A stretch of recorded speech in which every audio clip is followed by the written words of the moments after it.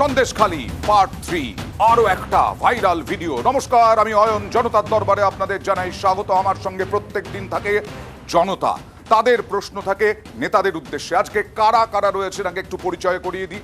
আমার সঙ্গে রয়েছেন কংগ্রেস মুখপাত্র সন্দীপা চক্রবর্তী, সিপিআইএম নেতা অতনু চট্টোপাধ্যায়, বিজেপি মুখপাত্র অভ্র সেন, আর কিছুক্ষণের মধ্যেই তৃণমূল মুখপাত্র শান্তনু সেন এসে উপস্থিত হবেন। আবার সন্দেশখালী পার্ট 3, আবার একটা ভাইরাল ভিডিও।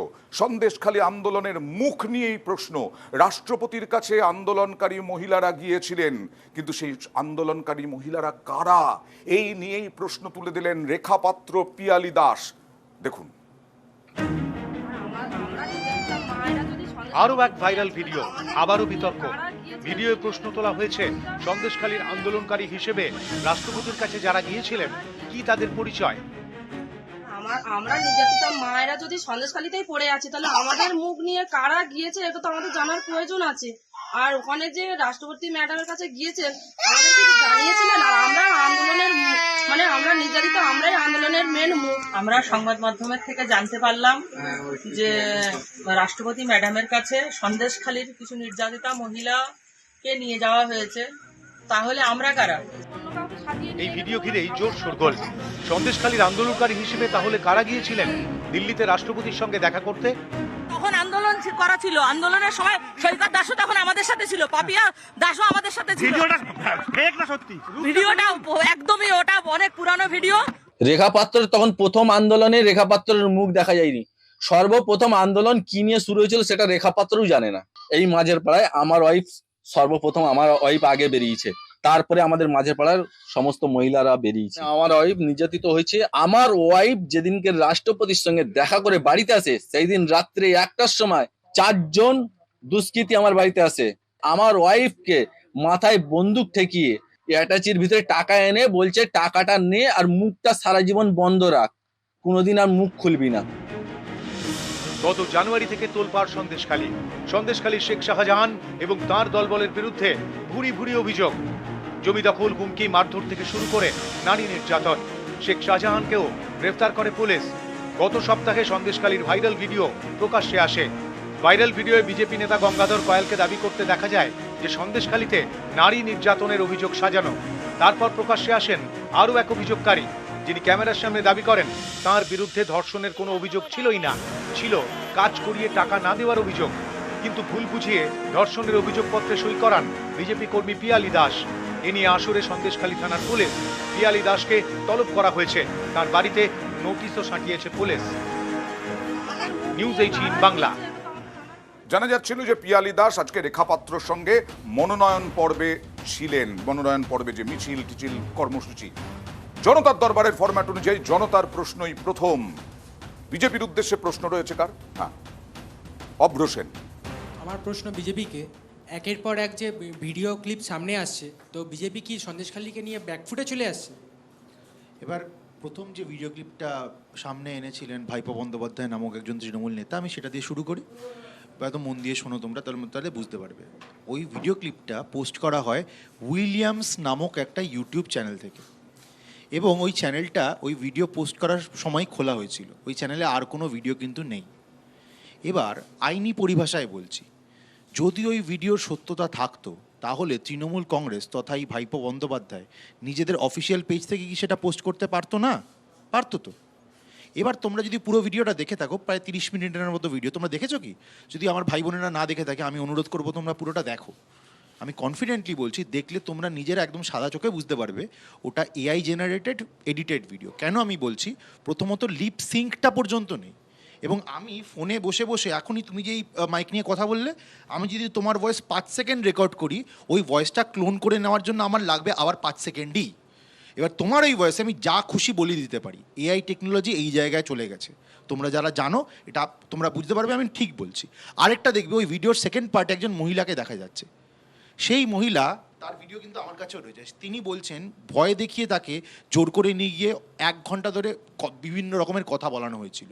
কিন্তু ওই মহিলারও যদি অংশটা তোমরা দেখো, তোমরা দেখতে পারবে মহিলার ফেসটা বারবার আটকে যাচ্ছে এবং ব্যাকগ্রাউন্ডে কিছু শব্দ শোনা যাচ্ছে। এবার যদি স্টিং হয়ে থাকে বা ঠিকভাবে, টেকনোলজি টেকনোলজি ব্যবহার করে এটা করা হয়েছে। টেকনোলজি ব্যবহার কিন্তু এই করেছে, যে খুব তুমি ভালো কথা, এদেরকে খুব ভালো বোঝাচ্ছ, কথা।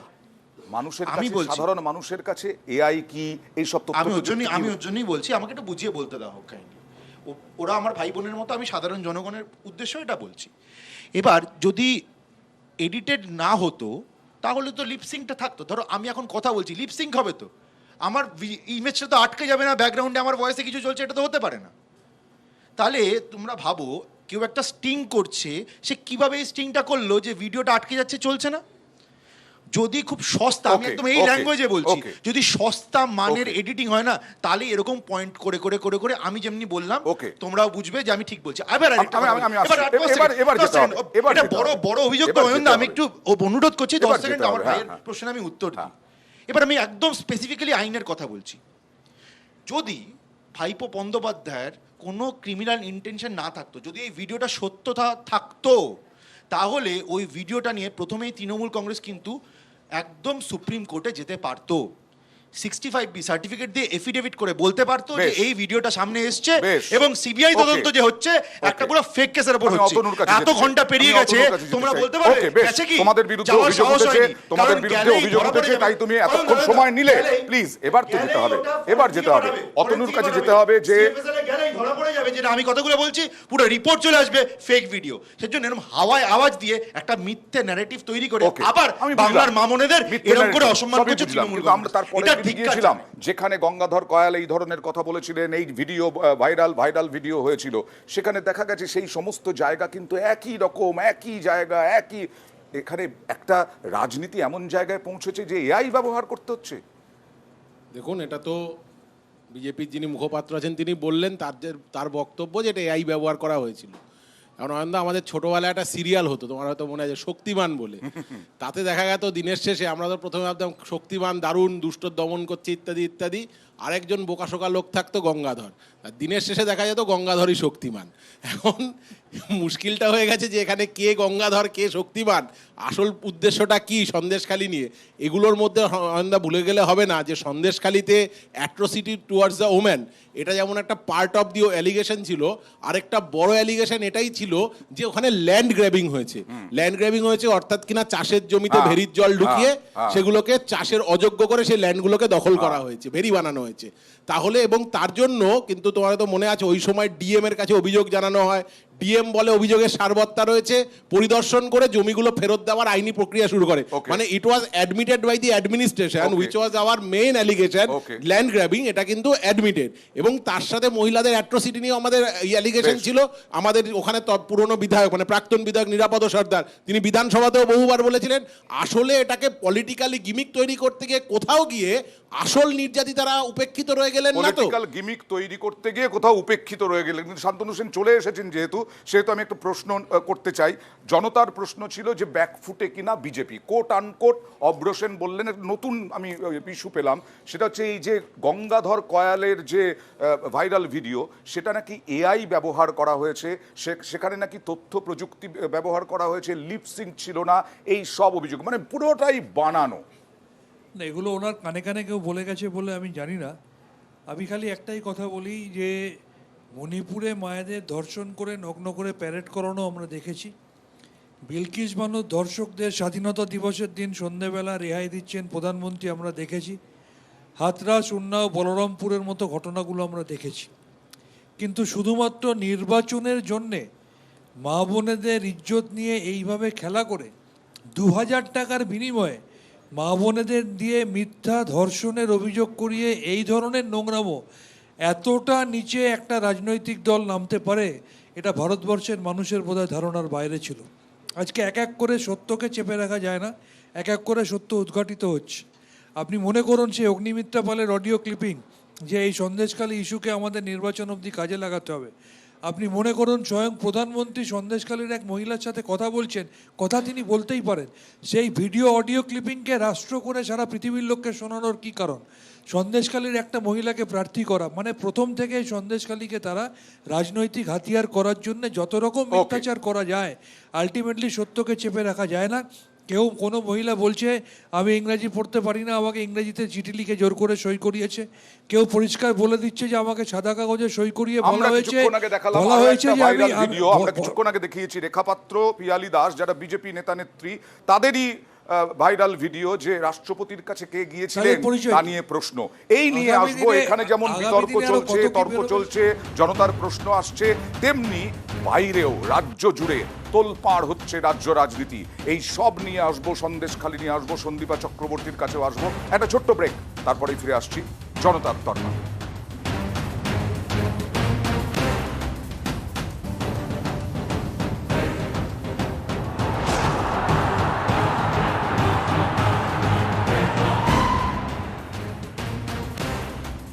সন্দেশখালী পার্ট 3, আরো একটা ভাইরাল ভিডিও, তা নিয়েই এখানেও যেমন জনতার দরবারে রাজনৈতিক তর্ক বিতর্ক হচ্ছে, রাজ্য জুড়ে রাজনৈতিক তর্ক বিতর্ক।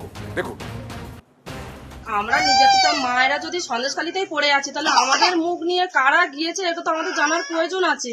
আর ওখানে যে রাষ্ট্রপতি ম্যাডামের কাছে গিয়েছে, আমরা নির্যাতিত, আমরাই আন্দোলনের মেন মুখ। আমাদেরকে না নিয়ে গিয়ে অন্য কাউকে সাজিয়ে নিয়ে গেছেন, ওনার সাহসটা কে দিয়েছে? আবারও এক ভাইরাল ভিডিও, সন্দেশখালী নিয়ে ভোটের হাওয়া ফের গরম। বিজেপির বসিরহাটের প্রার্থী, যার সাথে স্বয়ং প্রধানমন্ত্রী কথা বলেছেন এবং যিনি 2000 টাকা নিয়ে মিথ্যে মামলা করেছে গঙ্গাধর কয়ালের কথায়, সেই রেখাপাত্র বলছে বিজেপি যাদেরকে রাষ্ট্রপতির কাছে নিয়ে গেছে তাদেরকে সাজিয়ে নিয়ে গেছে, তারা আন্দোলনের মুখ নয়। রেখাপাত্রর মতো একজন দলিত পরিবারের, তফসিলি পরিবারের গরিব মেয়েকে পিসিআর ভাইপো এত ভয় পাচ্ছে, এটাই সবচেয়ে বেশি আমাদের কাছে গর্বের। এই লড়াইতে গরিব জিতবে, রেখাপাত্র জিতবে। ওখানে হাজার হাজার লোক ভিকটিম, কে জানে, খালি যাদের সামনে আনা হয়েছে বা বলছে তারাই ভিকটিম। যারা মুখ খুলছে না, বলছে না পাবলিকের সামনে, মিডিয়ার সামনে, তারা ভিকটিম নয়।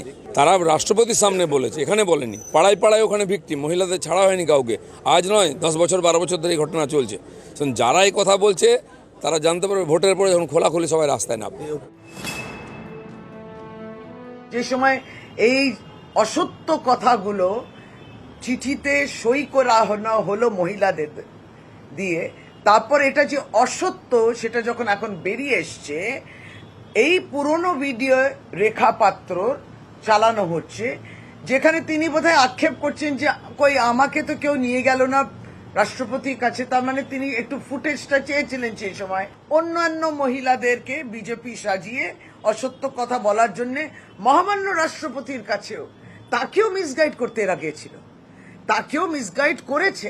সেই টিমে তিনি বোধহয় ছিলেন না রেখাপাত্রর, তাই দুঃখ এবং আক্ষেপ। এই ভাইরাল ভিডিওয়ে রেখাপাত্রর সঙ্গে দেখা গেছে বিজেপি কর্মী পিয়ালি দাসকেও। এই পিয়ালির নিশানায় অনুপ দাস নামে এক ব্যক্তি। খবর পেয়েছি যে অনুপ দাস নিয়ে গেছেন। অনুপ দাস তো ভিতরে শিবুর কাছ থেকে মাস গেলে 10,000 টাকা করে, শিবুর হাজারের কাছ থেকে মাস গেলে পয়সা নিত। তাহলে ওনার সাথে খবর আছে যে পদ্মা মণ্ডলও গেছেন। তাহলে কি আমরা এটাই জানবো যে পদ্মা মণ্ডল টিএমসির লোক, উপরে বিজেপি করে? যে অনুপ দাসের নাম উঠে এসেছে, সেই অনুপ দাসকে ব্যক্তিগতভাবে আমি 20 বছরের বেশি সময় ধরে চিনি। সে দীর্ঘদিনের বিজেপি কর্মী, আমাদের ভূ সংগঠনের সঙ্গে যুক্ত। সাধারণ মহিলারা আন্দোলনে সামিল হয়েছেন, প্রত্যেকে চেনা সম্ভব নয়। সেই বিভ্রান্তি থেকে, কোনো রটনা থেকে এ ধরনের বক্তব্য আসতে পারে। বিজেপি কখন কি করবে, কার কাছে টাকা নেবে, কখন অভিনয় করবে, অভিনেতা সাজাবে, অভিনেত্রী সাজাবে, এ বলা মুশকিল। এদের কোনো সংগঠন নেই। এরা আসলে পয়সার বিনিময়ে রাজনীতির ময়দানে লড়াই করতে চাইছে। সন্দেশখালীর মহিলাদের 2000 টাকা প্যাকেটে গেছে, তার লিস্টও আছে। এদেরকে ভুল বোঝানো হয়েছিল যে শিবু হাজরাকে, উত্তম সর্দারকে অ্যারেস্ট করা হবে, আপনারা এই নাটকে অংশগ্রহণ করুন। যারা টাকার বিনিময়ে বিক্রি হয়েছে তারা আন্দোলনের মুখ না, তারা ষড়যন্ত্রের মুখ, তারা নাটকের মুখ। নিউজ 18 বাংলা। আমি সন্দীপের কাছে যাব। কি হচ্ছে বলুন তো? এটা মানে ফেক ভাইরাল ভিডিও হচ্ছে, সবগুলোই ফেক বলা হচ্ছে, দাবি করা হচ্ছে। তাহলে কি নির্যাতন, জমি দখল এগুলো কিছুই হয়নি? না, নিশ্চয়ই কিছু তো হয়েছে। কিছু যদি নাই হতো তাহলে শেখ শাহজাহানকে গ্রেফতার কেন করলো?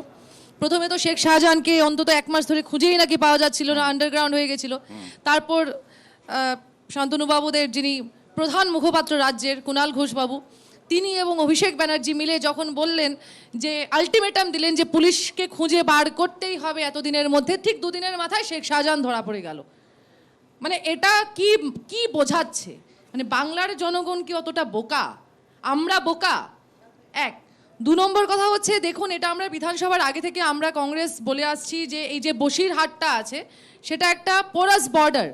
এই বর্ডার দিয়ে অহরহ হিউম্যান ট্রাফিকিং হচ্ছে এবং বিশেষ করে বাচ্চা বাচ্চা মেয়েগুলো ট্রাফিকিং হচ্ছে, পাচার হয়ে যাচ্ছে।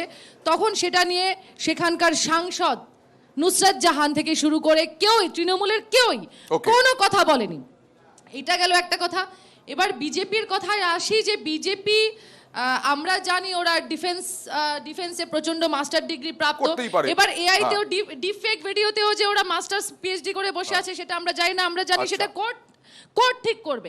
আপনারা সাবমিট করুন, কোর্ট ঠিক করবে, ফরেনসিক ডিপার্টমেন্ট আছে তারা ঠিক করবে। যে তৃণমূল কেন আদালতে গেল না এটা নিয়ে অভ্র প্রশ্ন তুলছেন, কিন্তু অভ্রদেরও আদালতে যাওয়া উচিত যে এআই ব্যবহার করে। আমি না এটা আনইন্টারাপ্টেড অভ্র, এটা আনইন্টারাপ্টেড প্রথম বলছেন আপনি আমাকে ধমকাচ্ছেন কেন?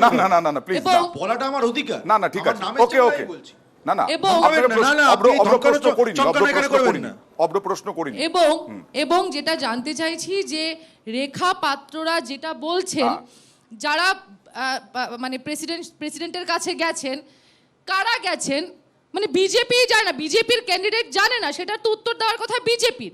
মানে মা বোনেদের সম্ভ্রম, আমি একটু শেষ করে নিচ্ছি, মা বোনেদের সম্ভ্রম নিয়ে কিভাবে এই দুটি পার্টি খেলা করছে, এবং তাতে শুভেন্দু অধিকারীর যে কথাটা উঠেছে যে দলিত গরিব উচিত শিক্ষা দেবে।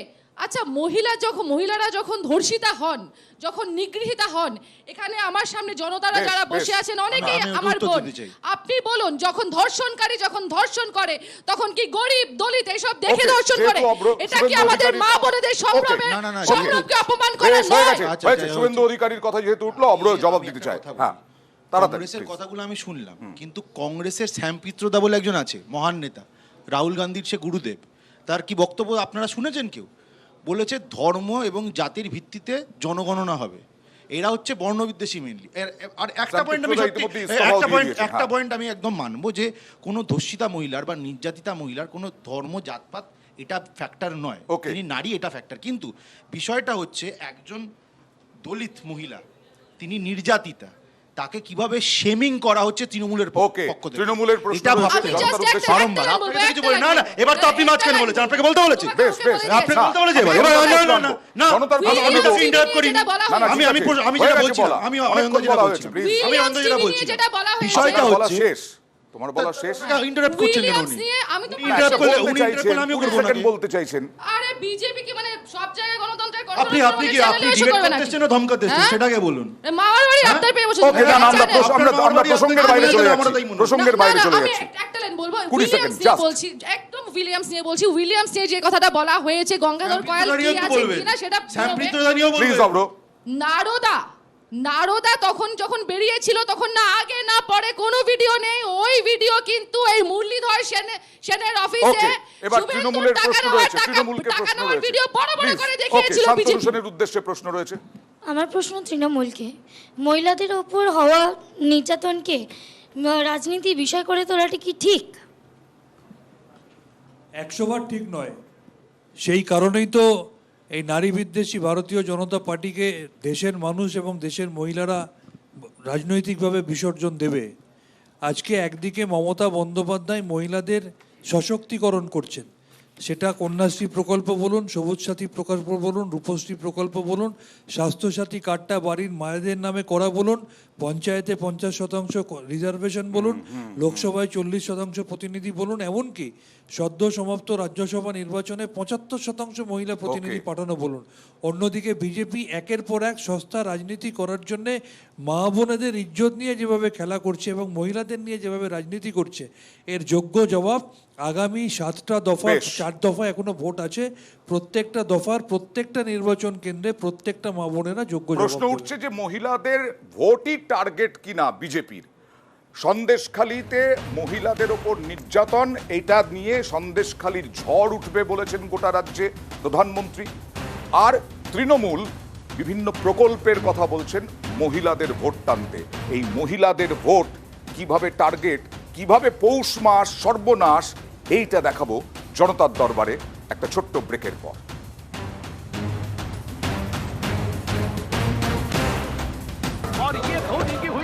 गजब ग्रिप कैसे SRMB जैसे SRMB TMT बार की विन ग्रिप टेक्नोलॉजी सीमेंट के साथ बनाए मजबूत पकड़। Grip is important.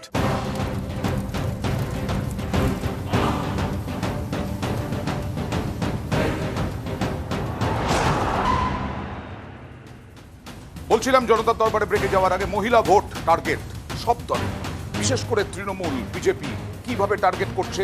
একটা উদাহরণ, মালদায় ভোট পড়েছে কম হারে ভোট পড়েছে, কিন্তু পুরুষদের তুলনায় মহিলা ভোট পড়েছে বেশি। আসলে এ রাজ্যে তো প্রায় 49% মহিলা ভোট। কেউ সন্দেশখালী, কেউ প্রকল্প, অডিও ভাইরাল, এই সব নিয়ে ভিডিও ভাইরাল, এই সব নিয়ে এখন চলছে মহিলা ভোটে কি টার্গেট। দেখুন কার পৌষ মাস কার সর্বনাশ। মালদা উত্তর এবং মালদা দক্ষিণ, মালদার এই দুই কেন্দ্রে ভোট হয়েছে তৃতীয় দফায়। ভোট পড়েছে গতবারের তুলনায় কম। 2019-এ মালদা জেলায় ভোট পড়ে 80.48%, 2024-এ 76.27%, অর্থাৎ এবার ভোট কমেছে 4%-এর বেশি। এর মধ্যে পুরুষের তুলনায় মহিলা ভোট পড়েছে বেশি। 24-এর লোকসভা ভোটে মালদা জেলায় মহিলা ভোট পড়েছে 12,68,830, পুরুষ ভোট 11,40,722, অর্থাৎ মহিলা ভোট বেশি পড়েছে 1,28,108টি। প্রদত্ত ভোটের প্রায় 53%ই মহিলা ভোট। সরকারি যে প্রকল্পগুলো আমাদের মেয়েদেরকে অনেকভাবে স্বাবলম্বী করেছে, সেই জন্য হয়তো মেয়েরা উৎসাহিত হয়ে সরকারকে বেশি করে ভোটটা দিয়েছে। সবাই এই গণতন্ত্র, এই ভোটের উৎসব, ভোটটা তো একটা উৎসবের মতো, তাই এই উৎসবে সবাই মিলে সামিল হয়েছে, বিশেষ করে মহিলারা। পুরুষ ভোট কম পড়েছে, এটা একদম প্রমাণ যে পরিযায়ী যে শ্রমিক, মালদা জেলার বহু মানুষ যারা কাজের সন্ধানে ভিন রাজ্যে রয়েছে, তারা আসতে পারেনি। অর্থাৎ পুরুষ মানুষরা যে বাড়ির বাইরে, সেটাই প্রমাণ হয়েছে। সেই কারণে পুরুষ ভোটটা কম হয়েছে, মহিলা ভোটটাই বেশি হয়েছে। এ রাজ্যে মহিলা ভোট বড় ফ্যাক্টর। মহিলা ভোট যাদের দিকে তাদেরই বাজিমাত। এ রাজ্যে এবার মোট ভোটার 7,59,19,891, মহিলা ভোটার 3,73,48,511, অর্থাৎ প্রায় 49% ভোটারই মহিলা। অর্থাৎ মহিলা ভোট নিজেদের দিকে টানতে পারলেই কেল্লা ফাতে। তাই বারবার সব রাজনৈতিক দল মহিলাদের মন জয়ের চেষ্টা করছে। তৃণমূল হাতিয়ার করেছে লক্ষ্মীর ভান্ডার, কন্যাশ্রী, রূপশ্রীর মতো প্রকল্পকে। পাল্টা লাখপতি দিদি, উজ্জ্বলা যোজনা নিয়ে সুর চড়িয়েছে বিজেপি। এছাড়া সন্দেশখালী তো আছেই। এই ইস্যুতেই তৃণমূল বিজেপি দুই শিবিরই রণংদেহী। এই পরিস্থিতিতে 7ই মে রায় দেয় মালদা। এই জেলার মহিলাদের সমর্থন এবার কোন দিকে? মমতা দি যে লক্ষ্মী ভাণ্ডার দিয়েছে তার একটা হবে টান। আর বেশিরভাগ পঞ্চায়েতে মহিলারা ইলেক্টেড হয়ে এসছে, সেই হিসাবে তারাও এগিয়ে আসছে। 3 তালাক তুলে দেওয়া, এটার ক্ষেত্রে মহিলারা অনেক উৎসাহিত হয়েছেন। সংসদে যে বিল এনেছিলেন যে 33% তাদের যে আসন সংরক্ষণ, এটাও কিন্তু একটা মহিলাদের মধ্যে প্রভাব পড়েছে। মালদায় মহিলা ভোট কোন দিকে? কার পৌষ মাস কার সর্বনাশ? মালদহের দুটি লোকসভা কেন্দ্রে জনপ্রতিনিধি নির্বাচিত হবেন। মহিলারা কাকে পছন্দ করছেন বেশি, তার উপরেই অন্তত তথ্য তাই বলছে। আর মহিলা ভোটারের নিয়ে চুলচেরা বিশ্লেষণ শুরু করেছে বিভিন্ন রাজনৈতিক মহল। ক্যামেরায় লিপেশ আল্লাহর সঙ্গে সেবক দেব শর্মা, নিউজ 18 বাংলা, মালদা। সব দলই তাল ঠুকছে মহিলা ভোট নিয়ে। আমার জনতা আছে আমার সঙ্গে, বিজেপিকে প্রশ্ন রয়েছে এই নিয়ে, প্লিজ। আমার প্রশ্ন বিজেপিকে, এই রাজ্যে মহিলা ভোট একটি বড় ফ্যাক্টর, তার জন্যই কি সন্দেশখালীকে ইস্যু করা হয়েছে? একটা কথা বলি আমার ছোট বোনকে, দেখো জনগণের আন্দোলন ছিল সন্দেশখালী, এখানে বিজেপি কিন্তু ছিল না।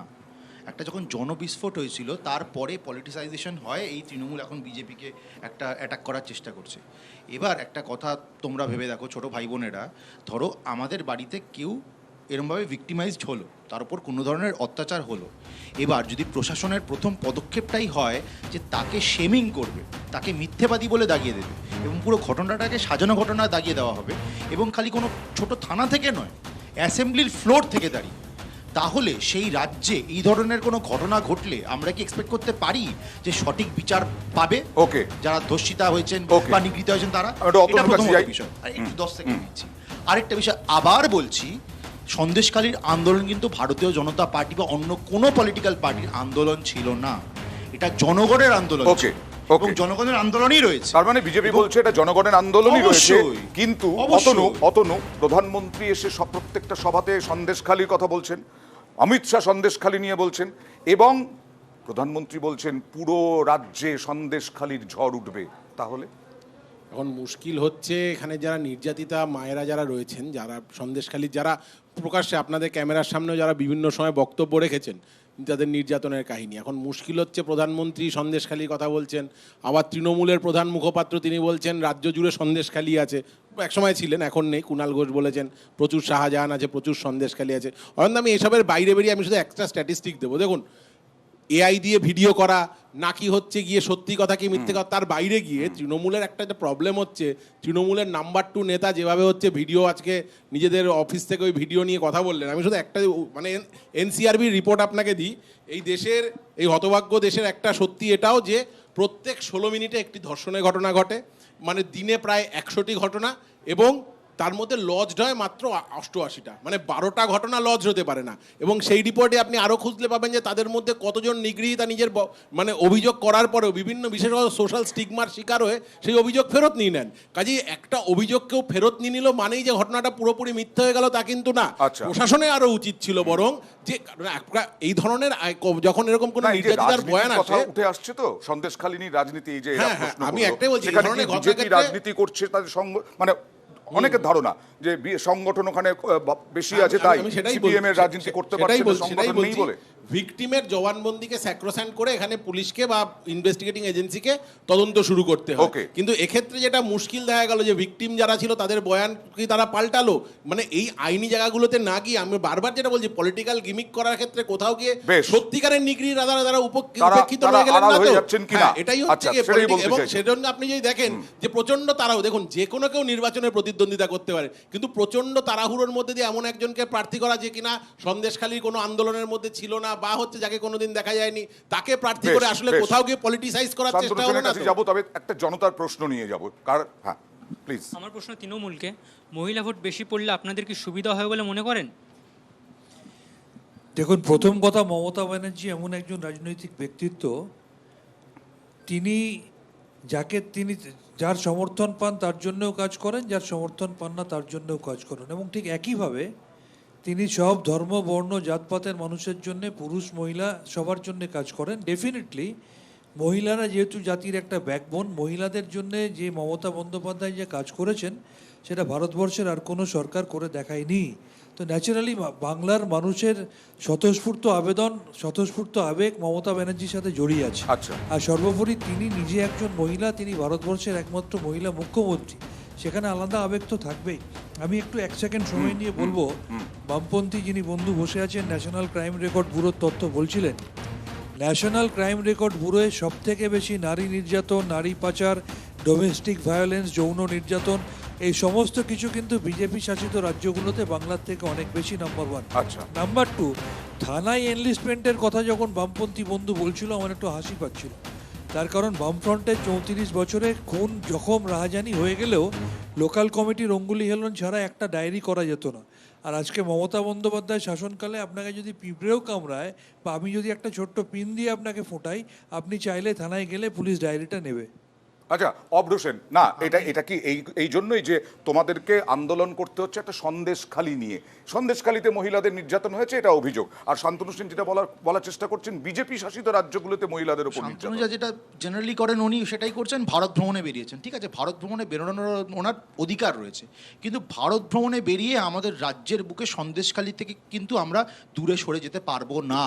এটা আমাদের রাজ্যের অঙ্গ, অভিন্ন অঙ্গ।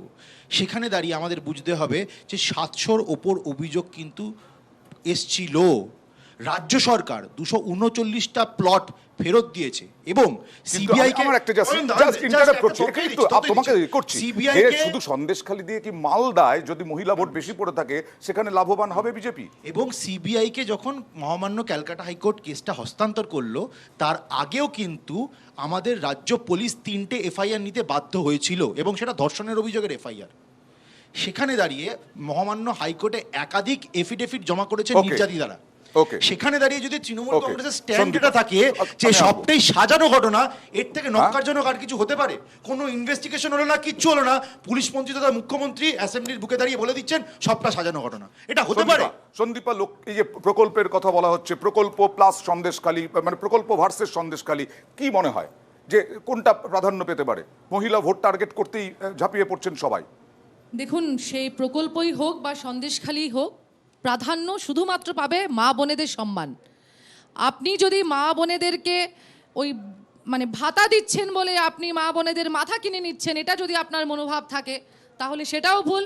এবং মা বোনেদের আঁচলে মা বোনেদের সম্মান, হ্যাঁ তৃণমূল তো সেটাই বলছে। আচ্ছা, তৃণমূলের কথাবার্তা এবং মাননীয়ার কথাবার্তায় যেরকম বোঝা যায় যে আমি এটা দিচ্ছি, আমি ওই ভাতা দিচ্ছি, আমি সেই ভাতা দিচ্ছি। আরে ভাতাটা আপনি দিচ্ছেন না, ভাতাটা তৃণমূল দিচ্ছে না, ভাতাটা আমাদের সাধারণ জনগণের ট্যাক্সের টাকা থেকে নিয়ে বা মার্কেট থেকে যে উধারি হচ্ছে অনুদানের রাজনীতি করছে তৃণমূল। আমি শান্তনু সেনের কাছে আসবো, তার আগে একটু একটা লাইন বলে নিচ্ছি।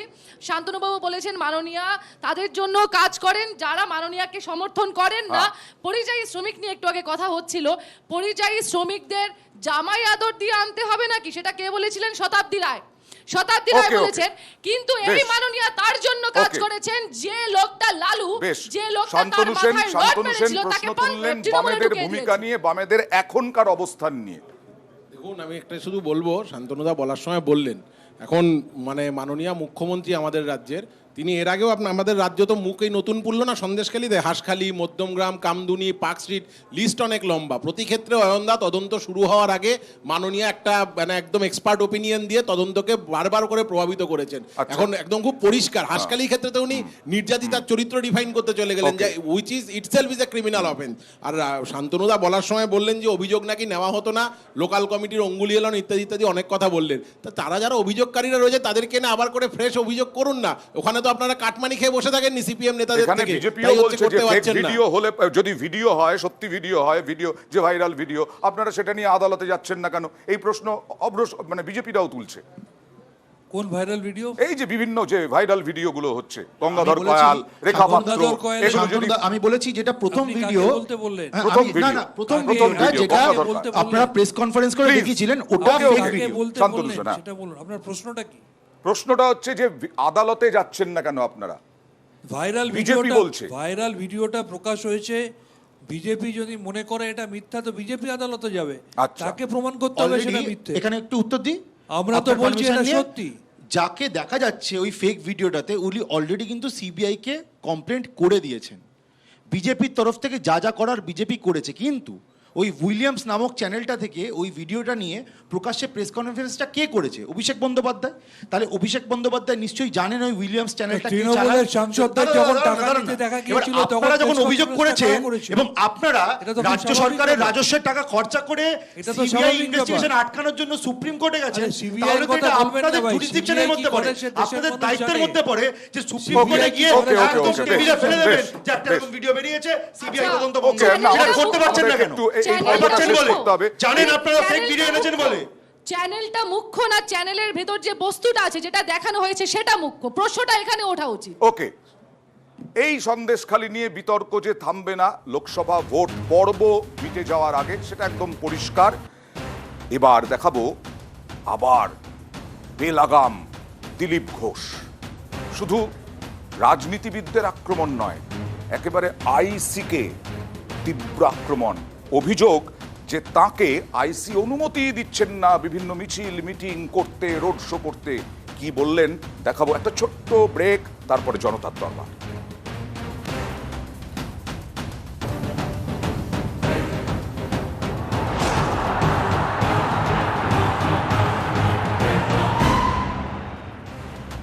নির্বাচন কমিশন রিপোর্ট তলব করেছে, কারণ দিলীপ ঘোষ যা বলেছেন আজকে, এমন কথা বলেছেন, এর আগে তো তৃণমূল কংগ্রেস পাল্টা আক্রমণ করত, এবার তৃণমূল কংগ্রেস দিলীপ ঘোষকে গ্রেফতারের দাবি করলো। দেখুন, ছোট লোকদের সঙ্গে এরকম কথা বলতে হয়, পুলিশের সঙ্গে সেরকম কথা বলতে হবে। আর আইসিকে আমি এখানে বলছি অন রেকর্ড, তোকে যদি প্যান্ট না খুলেছি পাবলিকের সামনে, তাহলে আমার ঘর দিতে পারবো না। ভোটের বাজারে ফের দিলীপ ঘোষের হুঙ্কার, এবার তার নিশানায় পুলিশ। অভিযোগ, অনুমতি আছে কিনা এই প্রশ্ন তুলে বিজেপির প্রচারে বাধা দিচ্ছে পুলিশ। এ নিয়েই বৃহস্পতিবার সুর চড়ান বর্ধমান দুর্গাপুরের পদ্মপ্রার্থী। প্রচার করছেন কেন, পুলিশের পারমিশন নেই, কালকে বলছে কে বলছে? আইসি। ওর বাপের জমিদার নাকি? জুতিয়া লম্বা করবো ওকে। আইসি হচ্ছে, কাপড় খুলে দেবো, চোর রাস্তায় নিয়ে আসবে। এরপরে দিলীপ ঘোষ 5 বছর থাকবে, ঘর থেকে বেরোতে দেবো না ওকে। ছোট লোকদের সঙ্গে এরকম কথা বলতে হয়, পুলিশের সঙ্গে সেরকম কথা বলতে হবে। সব কটা তোলাবাজ, পুলিশ সবচেয়ে বড় ক্রিমিনাল আজকাল পশ্চিমবাংলায়। বাপের জমিদারি, তার পারমিশন নিতে হবে লোকের বাড়িতে গেলে। পঞ্চায়েত লড়ে নেবেন, দিলীপ ঘোষ এমপি হয়েছে, এমএলএ হয়েছে, আমাকে আইন শেখাচ্ছে। রাস্তায় বেরোলে ওর গাড়ি আটকাবো, ওকে বার করে কাপড় খুলবো। দিলীপ ঘোষকে চেনে না এখনো, ওকে বলে দেবেন রাস্তায় না বেরোয়। দিলীপ ঘোষ তোর প্যান্ট খুলে নেবে, চোর রাস্তায় দাঁড় করিয়ে। আর পারলে আমার কাছে বিরুদ্ধে কমপ্লেন করবি ইলেকশন কমিশনে। দিলীপ ঘোষ কিন্তু বর্ধমানে থাকবে, ওরা চলে যাবে। তোর কোন মা বাপ বাঁচায় সেটা আমি দেখবো। আর আইসিকে আমি এখানে বলছি অন রেকর্ড, তোকে যদি প্যান্ট না খুলেছি পাবলিকের সামনে, তাহলে আমার ঘর দিতে পারবো না। শেষের দিকে দম বন্ধ করবো, সবাই থেকে বেরোতে দেবো না।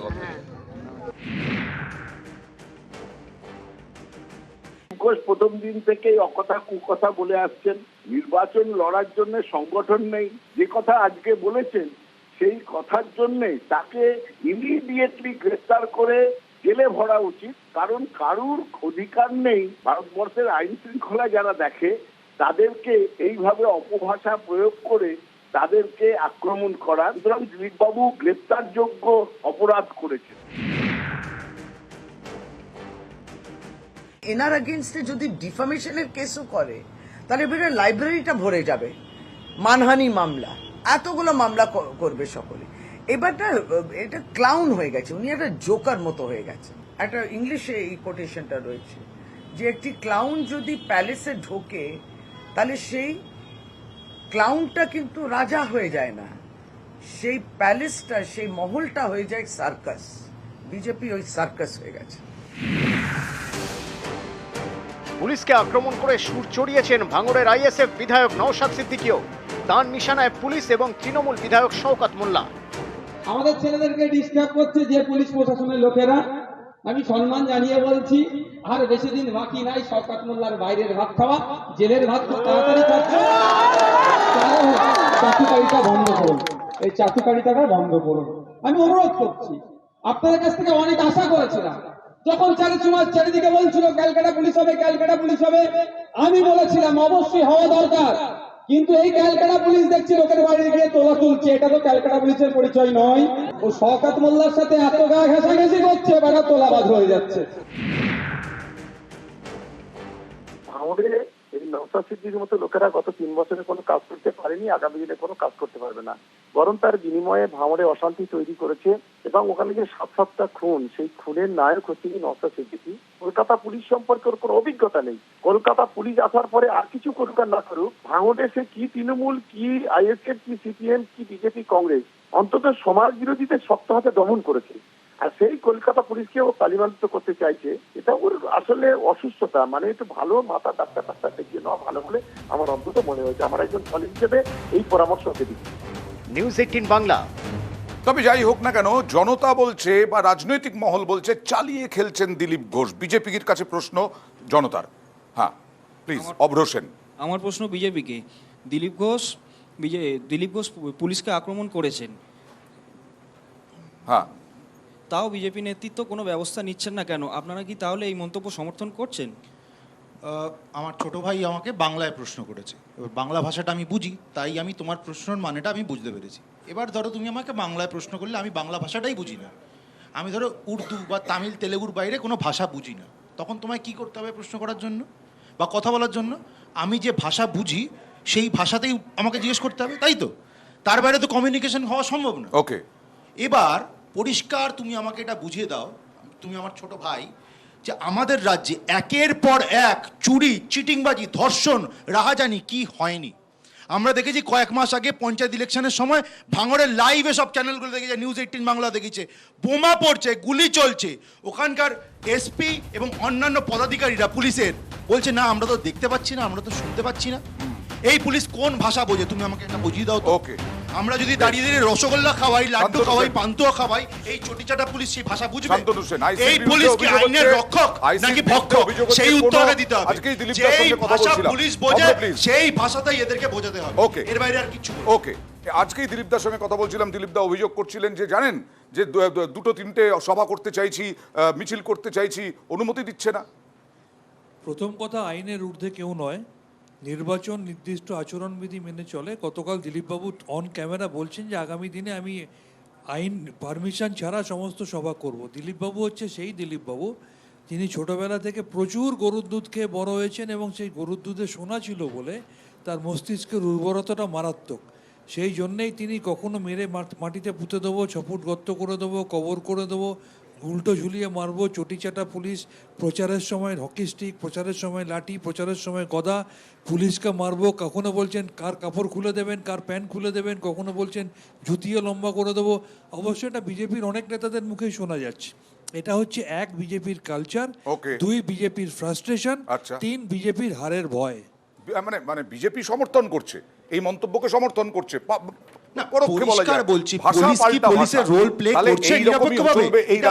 পশ্চিমবঙ্গের রাজনীতিতে একদম মৌলিক প্রশ্নের উত্তর দিয়ে দাও। দেখুন, ভাষা সন্ত্রাস বা ইত্যাদি তো রয়েছে। আমার এই ভাষার কথায় মনে পড়লো শান্তনুদা বলার সময় গরুর দুধের সোনার কথা বললেন।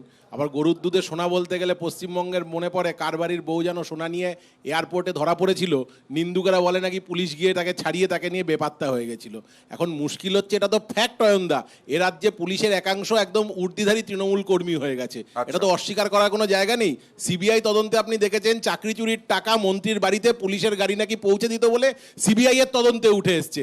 এ আমরা কোনো রাজনৈতিক বক্তব্য না। কাজে আমার বক্তব্য হচ্ছে তৃণমূল পুলিশ প্রশাসনের একাংশের তৃণমূলীকরণ করার মাধ্যমে দিলীপ বাবুদের বলবার এইসব বাজে কথা বলার সুযোগ করে দেন। এটা তো আইন আদালত আছে। এইভাবে বলাতে মানুষের উপরে প্রভাব পড়ে না, রাজনীতির উপরে প্রভাব পড়ে না? দেখুন, পশ্চিমবাংলায় আইন বলে কিছু আছে? আইন বলে তো কিছু নেই। আদালত আছে। আদালত, রাজ্য প্রশাসন ব্যর্থ সাধারণ মানুষকে সুরক্ষা দেওয়ার জন্য, সেই জন্য আদালত সেই ভূমিকাটা পালন করছে। কিন্তু তাই বলে এই যে ভাষা সন্ত্রাসটা যেটা আমাদের মধ্যে, এই যে আমরা যারা নতুন প্রজন্মের যারা রাজনীতিবিদ, আমরা কাদের থেকে শিখবো? দিলীপ ঘোষদের থেকে শিখবো, তারপরে আমাদের কংগ্রেসের অধীর রঞ্জন চৌধুরীদের থেকে শিখবো, মমতা ব্যানার্জি থেকেও শিখবো, বিমান বোস থেকে শিখবো। কিন্তু এই লেভেলের নেতৃত্বরা যদি এরকম ভাষা সন্ত্রাস করে, এবং তার থেকেও বড় কথা পুলিশ কিন্তু উর্দিটা পড়ে আছে। শান্তনু সেন বারবার পুলিশকে নিয়ে আক্রমণ হচ্ছে। নওশাদ সিদ্দিকীও পুলিশকে আক্রমণ করছেন। কলকাতা পুলিশের অনেক আশা ছিল, কিন্তু এত গা ঘেঁষাঘেঁষি করছে শওকত মোল্লার সঙ্গে, তোলাবাজি করছে। ভাষা সন্ত্রাস নিয়ে কথা হচ্ছে। আমি ভাই বোনদের জাস্ট রিকোয়েস্ট করবো, তোমরা মনে করে দেখো আমাদের রাজ্যের মাননীয় মুখ্যমন্ত্রী মাঝে মাঝে তো 2 অক্ষরের 4 অক্ষরের বলে দেন। ওকে, প্লিজ, সেই ভাষা আমি এখানে উচ্চারণ করতে পারবো না। সেগুলো ভাষা সন্ত্রাস নয় না? শেষ সময় শেষ আমাদের। সেগুলো ভাষা সন্ত্রাস নয়। ওকে, সেগুলো একজন ডিলিটধারী নাটকবাজি। অভিযোগের উত্তর দিন। কি বলবে তোমরা? প্রথমত, পশ্চিমবঙ্গের প্রদেশ কংগ্রেস কমিটির সভাপতি, যিনি বিজেপির একজন বড় দালালে পরিণত হয়েছেন, তিনি কেন্দ্রীয় কংগ্রেসের নেতা পবন খেরের কথাকে কাউন্টার করে বলছেন যে পবন খেরেকে সন্দেশ খেলে নিয়ে যেটা কথা বলেছে সেটা বলে ঠিক করেনি। আর এই পুলিশকে আক্রমণ বলছি, আর এই প্ল্যাটফর্মে বসেও ভাবছেন আমাদের কংগ্রেসের প্রতিনিধি। সমস্যা হচ্ছে পশ্চিমবঙ্গ তথা কলকাতা পুলিশকে যখন স্কটল্যান্ড ইয়ার্ডের সাথে তুলনা করা হয় এবং এখানে যখন নিরপেক্ষভাবে কাজ করে, তাদের জন্য এই ধরনের কথাগুলো বলবে। ভাষা সন্ত্রাস নিয়ে যখন আমরা কথা বলছি, কথা মাথায় রাখতে হবে। আপনি বলেছেন তো, ভাষা সন্ত্রাস নিয়ে যখন কথা বলছি, এই মুহূর্তে প্রদেশ কংগ্রেস সভাপতি অধীর রঞ্জন চৌধুরীকে যেভাবে দালাল বলা হলো, আচ্ছা বলে রাখছি, এই যে আপনাদেরই একজন ছিলেন শুভেন্দু অধিকারী, অধীর বিজেপি বলতে বলতে নিজেই বিজেপিতে ঝাঁপ দিয়ে চলে গেল। আমাদের সময় শেষ, কিন্তু এই যে ভাষা সন্ত্রাস কোট আনকোট, সেটার সময় কি শেষ হবে? সম্ভবত রাজনৈতিক মহল দেখছে না এটা শেষ হওয়ার, কারণ এইরকম ভাবেই দিলীপ ঘোষ বলে যাচ্ছেন। নির্বাচন কমিশন যদিও রিপোর্ট তলব করেছে জেলা শাসকের কাছে। এইরকম ভাবেই বিভিন্ন ইস্যু প্রতিদিন ভোটের আগে উঠবে আর জনতার দরবারে নিয়ে আসবো। আবার মঙ্গলবার।